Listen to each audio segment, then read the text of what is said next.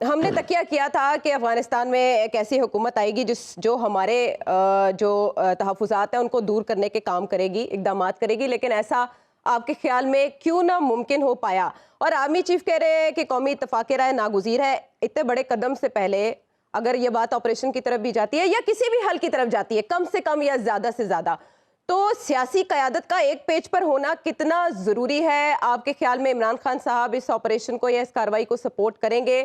اور وہ صوبہ جو متاثرہ ہے اسی کے وزیر اعلیٰ کو نہ بلانا کیا ظاہر کرتا ہے؟ دیکھیں، پہلی بات تو یہ ہے کہ آج جو چیز ڈسکس ہوئی نیشنل سیکیورٹی کمیٹی کے اندر، وہاں پہ کیا ڈسکس ہوا؟ معیشت ڈسکس ہوئی کہ معیشت کی بری حالت ہو گئی ہے اب تک کی جو اطلاعات ہیں، اور اس کے ساتھ ساتھ جس طرح رانا صاحب نے بھی تفصیل بتائی کہ جو دہشت گردی بڑھ گئی ہے، دہشت گردوں کو کس طرح ٹیکل کرنا ہے، یہ ساری چیزیں تو وہاں پہ ڈسکس ہوئی ہیں۔ پر میں امید کرتا ہوں وہاں پہ کسی نے یہ کوسچن بھی پوچھا ہوگا کہ یہ ساری چیزیں جو دونوں چیزیں ہیں، یہ تو اس حکومت کا رپورٹ کارڈ ہے، یہ تو دونوں چیزیں 6 مہینے کے دوران یہاں پہ جو معیشت کی حالت ہوئی، کیا آج سے 7 ماہ پہلے معیشت کی یہ حالت تھی؟ کیا آج سے 7 ماہ پہلے ملک میں دہشت گردی کی یہ حالت تھی؟ تو یہ تو دونوں چیزیں جو ہیں ڈائریکٹ نتیجہ ہیں اس حکومت کے آنے کے بعد یہ سب کچھ ہوا، تو یہ آج ادھر وہاں پہ ڈسکس ہوا۔ دوسری بات یہ ہے کہ جو آپریشن کی بات ہو رہی ہے کہ جو آپریشن کیا جائے گا، مجھے اور کسی پاکستانی کو کوئی شک نہیں ہونا چاہیے کہ پاکستان کی مسلح افواج ہوں یا دیگر سیکیورٹی ادارے ہوں، وہ اپنی جان ہتھیلی پہ رکھ کے یہ آپریشنز کرتے ہیں اور ان کو کامیابی بھی ملے گی۔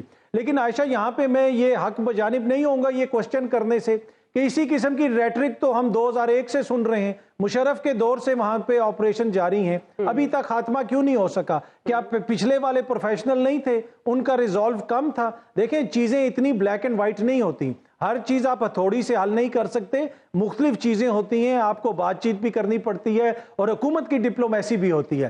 مجھے اپنے اداروں کے اوپر، اپنی سیکیورٹی فورسز پہ پورا یقین ہے، لیکن اس کے ساتھ ساتھ ایک ڈپلومیٹک آرم کی بھی ضرورت ہے کہ جس طریقے سے مسائل کو حل کیا جائے۔ آپ نے یہاں سے ہینا روبانی کھر صاحبہ کو بھیج دیا، ان کو اوفینڈ کر دیا، نہ وہاں سے مشترکہ اعلامیہ آیا۔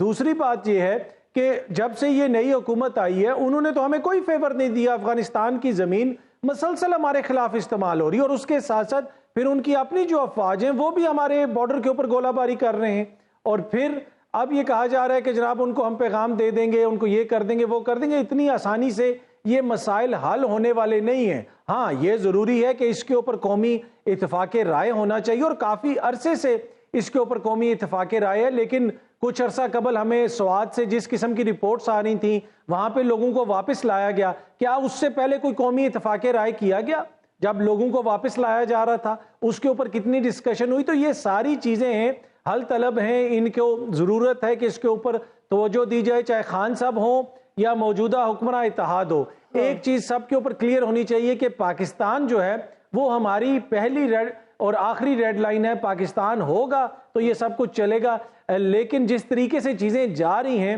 مجھے نہیں لگتا کہ اتنی آسانی سے یہ سارے مسائل حل ہو جائیں گے۔ کہ صرف فوجی حل نہیں نکل سکتا۔ اگر آپ پچھلی حکومت کو دیکھ لیں، یہاں پہ ڈونر کانفرنس کی بات ہوئی، افغانستان کے حوالے سے کتنا متحرک کردار ادا کر رہی تھی۔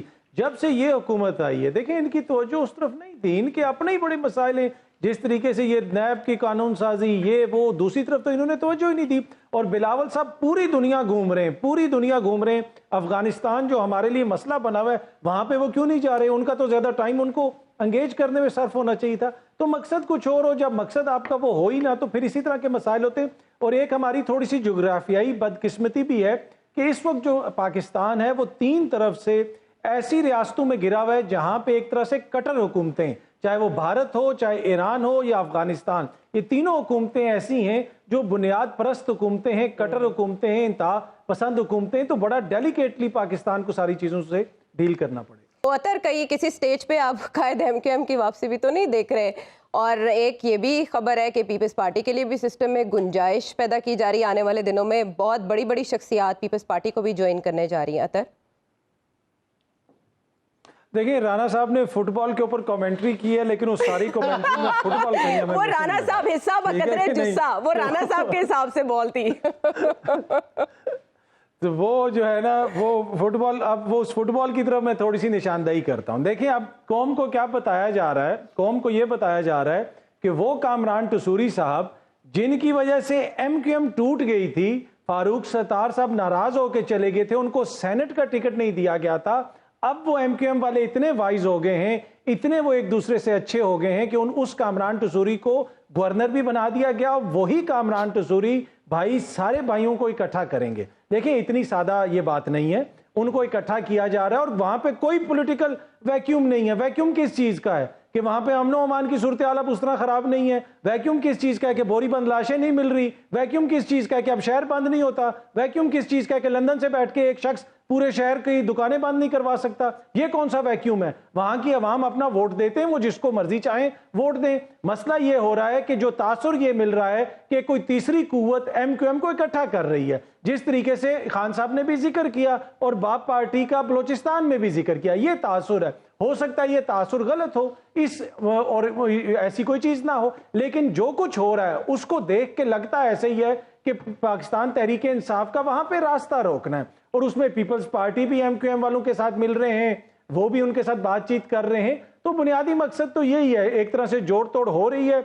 और खान साहब ने भी जिक्र किया कि अभी तक पिछली इस्टेब्लिशमेंट की टीम बैठी हुई है। देखें खान साहब प्राइवेट मीटिंग्स में जो नई इस्टेब्लिशमेंट है उनके हवाले से अपने तहफ़्फ़ुज़ात का इज़हार कर रहे हैं गुज़िश्ता चंद दिनों से। अब पहली दफ़ा उन्होंने ऑन द रिकॉर्ड ये कह दिया है कि पिछली जो इस्टेब्लिशमेंट है उसकी टीम बैठी हुई है। लेकिन अगर मामलात इसी तरह चलते रहे तो मैं यहाँ पे प्रेडिक्ट कर रहा हूँ कि आने वाले चंद दिनों के अंदर खान साहब जो है वो नई इस्टेब्लिशमेंट के हवाले से भी उसी किस्म का मौक़िफ़ रखेंगे कि नई इस्टेब्लिशमेंट भी सियासी जोड़ तोड़ में मुलविस है। अब हो सकता है कि उनका ये इल्ज़ाम गलत हो, ये दुरुस्त ना हो, लेकिन उनके यहाँ ये तासुर पाया जाता है। उसमें मुख्तलिफ चीज़ें, आज़म स्वाति का केस है और बहुत सारी चीज़ें जिसमें वो ये समझते हैं कि अभी तक वही टीम बैठी हुई और वही कुछ हो रहा है, ये उनका केस है। बाकी अवाम देखते हैं, बाशऊर हैं, सबको सामने नज़र आ रहा है और जो फैसला होगा फिर वो बैलेट बॉक्स में के जरिए हो जाएगा जब इंतखाबात होंगे। प्रोग्राम ख़त्म करने से पहले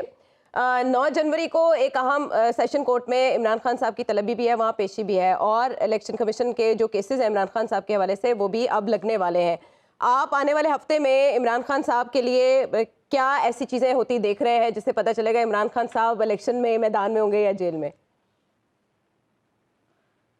देखिए इमरान खान साहब की सिचुएशन बिल्कुल चेंज नहीं हुई है। जो भी उनके मसाइल हैं वो इसी तरह रवां बरस भी उसी तरह चलते रहेंगे। बाकी जो लीगल मसाइल हैं, मोजिज़ अदालत के अंदर केस चलेगा, वहाँ पे उम्मीद है कि आइन और कानून के मुताबिक फैसला होगा। लेकिन अगर कोई ये समझ रहा है कि खान साहब को कोई रिलीफ मिलेगी या उनके लिए कोई आसानियाँ होंगी, तो मुझे 2023 में खान साहब के लिए कोई आसानियाँ नज़र नहीं आती।